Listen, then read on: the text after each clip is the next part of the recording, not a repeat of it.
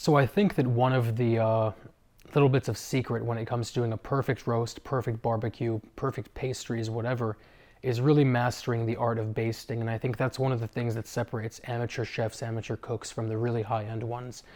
Is amateur cooks and amateur chefs, they feel that they just sort of put the stuff in the oven, put it on the barbecue, put it in a pan, and let it just sort of work its magic. And they don't really care about making an even coat of flavor around the entire piece of meat, around the entire piece of dough, whatever they're actually working with.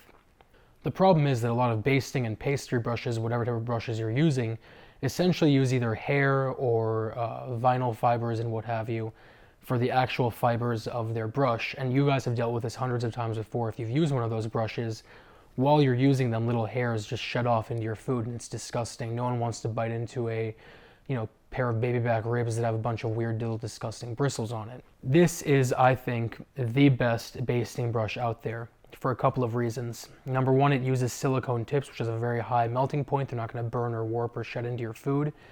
But the second thing is, hopefully you can see this here, is it has this little weird,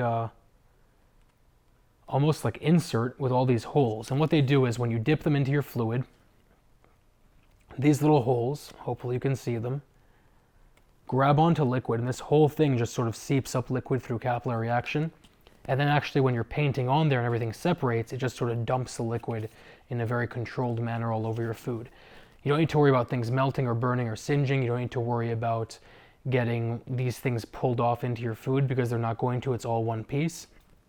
And this thing is going to last pretty much the lifetime of you basting things. You can use it on pastries, you can use it on meat, you can use it on pretty much anything you want. It's going to work phenomenally the whole way.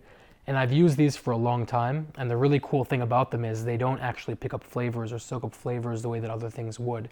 The handle's not made of wood, the bristles are not made of anything natural, so the whole thing ends up being completely resistant to flavors and colors and things like that. And the other cool thing is this entire thing goes up to about 600 degrees of direct heat, which means you can literally just be on the grill basting your food and not worry about things burning or melting. It's phenomenal. I'll put a link down below.